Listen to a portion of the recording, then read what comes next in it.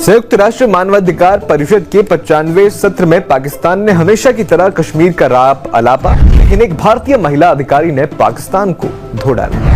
उन्होंने दो टूक शब्दों में कहा कि पाकिस्तान लाला लैंड यानी ख्याली दुनिया में जी रहा है। और मैडम जो वहां पे बात कर रही हैं, ये बड़ी इंटरेस्टिंग कहानी है। ठीक है, basically they are trying to target the mindset, the approach, they are targeting in fact आपकी जो होती है ना, आपकी साइकोलॉजिकली हिट करने की कोशिश की जा रही है पाकिस्तान।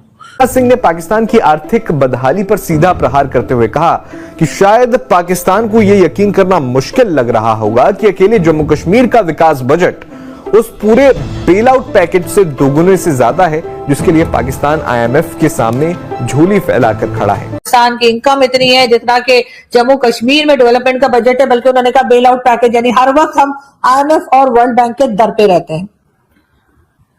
जब UN में या कहीं पर भी भारत की तरफ से इस तरह से बात की जाती है पाकिस्तान के लिए, तो पाकिस्तान के लोगों को, खासतौर पे वो लोग जो पॉलिसीज बनाते हैं, जो पाकिस्तान चलाते हैं या पाकिस्तान का जिन्होंने बेड़ा गर्क करके रखा है, उनको चाहिए कि वो बजाय इसके नाराज हो जाएं, आप उन चीजों का एज अ चैलेंज लीजिए और आप पाकिस्तान की हालत को ठीक कीजिए। पाकिस्तान तो वो जो रात को रिपब्लिक टीवी कहता है ना जी पाकिस्तान जो है वो भिखारी है, यही बातें करते हैं ना।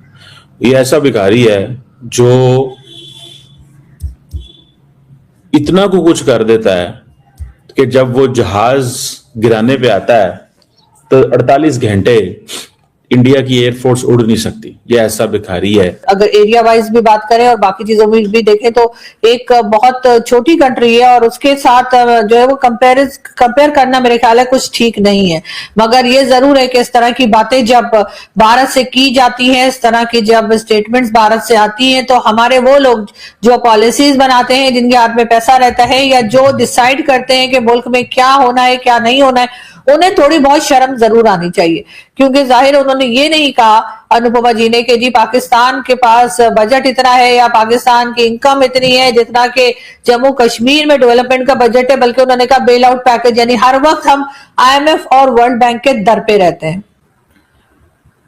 जब UN में या कहीं पर भी भारत की तरफ से इस तरह से बात की जाती है पाकिस्तान के लिए, तो पाकिस्तान के लोगों को, खासतौर पे वो लोग जो पॉलिसीज बनाते हैं, जो पाकिस्तान चलाते हैं या पाकिस्तान का जिन्होंने बेड़ा गर्क करके रखा है, उनको चाहिए कि वो बजाय इसके कि नाराज हो जाएं, आप उन चीजों का एज अ चैलेंज लीजिए और आप पाकिस्तान की हालत को ठीक कीजिए। पाकिस्तान की हालत को ठीक करने के लिए आपको जाहिर है कि किसी से इजाजत लेने की जरूरत नहीं है, ना अमेरिका की, ना चाइना की, ना ही किसी और कंट्री की। जो बार बार कहा जाता है पाकिस्तान जो है कभी IMF के दर पे होता है, तो कभी UAE के पास, कभी सऊदीया, कभी वर्ल्ड बैंक, कभी चाइना, तो उसमें से आखिर आप निकल क्यों नहीं आते? और तभी निकल पाएंगे जब आपके अपने तमाम पड़ोसियों से ताल्लुकात अच्छे होंगे।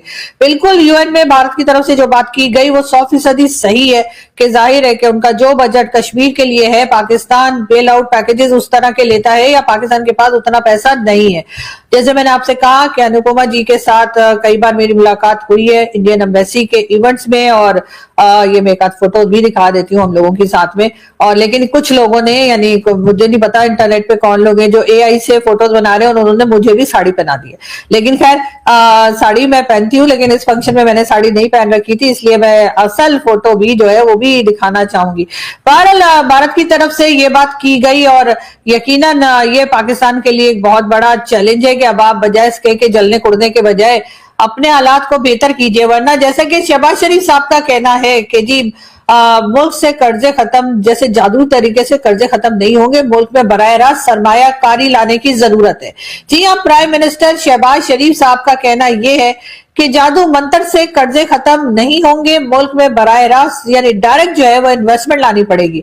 तो सबसे पहले तो मैं शहबाज शरीफ साहब से यही कहना चाहूंगी कि आप बजाय इसके कि आप IMF, वर्ल्ड बैंक और यहाँ वहां जाने के बजाय जो पैसा आप लोगों ने, आपने जरदारी साहब ने, उनके साथ साथ नवाज शरीफ साहब ने और कई दूसरे पॉलिटिशियंस ने और मिलिट्री स्टैब्लिशमेंट के लोगों ने जो अपना पैसा बाहर रखा हुआ है, जिससे वो पिज्जा फ्रेंचाइज भी चला रहे हैं और बहुत से बिजनेसेस कर रहे हैं, पहले तो आप वो पैसा ही वापस ले आइए। अगर आप वो पैसा वापस ले आए तो यकीनन हो सकता है कि आगे आपको आसानी रहे और आपको बार बार जो है वो IMF और वर्ल्ड बैंक के दर पे ना जाना पड़े। जो आप डायरेक्ट इन्वेस्टमेंट की बात कर रहे हैं, तो बिल्कुल मैं यहाँ पर शहबाज शरीफ साहब से यही कहूंगी कि चले एज अ चैलेंज इस बात को ले ली। कहां जाना है यार, पाकिस्तान तो कर्जे ले रहा है, जितना हम तुम्हारे पे डेवलपमेंट पे लगा रहे हैं पाकिस्तान तो कर्जों पे गुजारा कर रहा है। तो ये उनको इकोनॉमिक इंसेंटिव देने की कोशिश कर रहे हैं कश्मीरियों को। एंड ट्रस्ट मी, आपको लगता है कि Kashmiris are interested? Kashmiris gave all these lives for money? No, for more than money people need an identity. याद रखिएगा इस चीज को, more than money people need an identity. लोगों को आइडेंटिटी चाहिए होती है, इस चीज को जहन में रखें। अगर आप ये समझते हैं कि आपको लोग जो है ना वो इन चीजों पे हैं कि पैसे दे दें, आप फॉर एग्जांपल आजकल बात चल रही है ना उधर जी गजा के अंदर जी, वो ट्रम्प जो है वो वहां पे होटल्स बनेंगे, सी फ्रंट प्रॉपर्टी है, फलाना एंड ढमकाना है, ये है वो है, समझ रहे हैं बात को? तो are the people ready for this? क्या लोग उसके लिए रेडी हैं? People are not ready for this. India for long, देखिए this is something which Pakistan को थोड़ा इस पे ज्यादा एग्रेसिवली काम कर रहा है आजकल, आपको पता है, for economic revival, political stability. क्योंकि इंडिया ने क्या किया है कि इंडिया ने पिछले कुछ अरसे से ये सिचुएशन पैदा की है।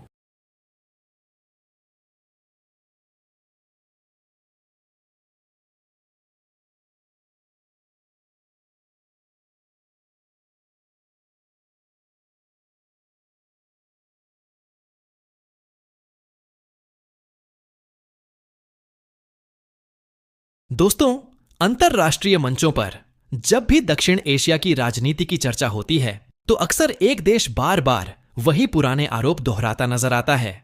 लेकिन हाल ही में संयुक्त राष्ट्र मानवाधिकार परिषद के एक सत्र में भारत की ओर से दिया गया जवाब अलग ही स्तर का था। यह जवाब तथ्यों, आत्मविश्वास और विकास के आंकड़ों पर आधारित था, न कि भावनाओं या आरोपों पर। भारतीय प्रतिनिधि ने स्पष्ट शब्दों में कहा कि किसी भी देश को पहले अपने भीतर झांक कर देखना चाहिए। आर्थिक स्थिरता, मानवाधिकारों की स्थिति और लोकतांत्रिक संस्थाओं की मजबूती ही असली पैमाना है। उन्होंने यह भी रेखांकित किया कि जम्मू कश्मीर में तेजी से हो रहा विकास, बुनियादी ढांचे में निवेश, शिक्षा और स्वास्थ्य सेवाओं का विस्तार अपने आप में बहुत कुछ कह देता है। तुलना के लिए आर्थिक सहायता पैकेज और विकास बजट के आंकड़े सामने रखे गए, जिससे यह संदेश गया कि प्रगति शोर मचाने से नहीं, नीतियों और काम से दिखाई देती है।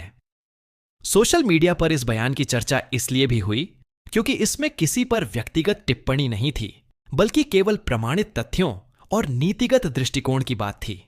यह पल कई लोगों के लिए गर्व का कारण बना, क्योंकि यह दिखाता है कि आज का भारत वैश्विक मंच पर संयम और स्पष्टता के साथ अपनी बात रखता है। और अब जरा सोचिए, जब दुनिया के सामने सच्चाई और विकास के आंकड़े खुद बोलते हों, तो क्या झूठे आरोप टिक सकते हैं? अगर आप भी ऐसे ही महत्वपूर्ण वैश्विक मुद्दों पर तथ्य आधारित विश्लेषण देखना चाहते हैं, तो चैनल को लाइक करें, अपने विचार कमेंट में साझा करें, वीडियो को शेयर करें और सब्सक्राइब करना न भूलें, ताकि आपको हर अपडेट सबसे पहले मिले।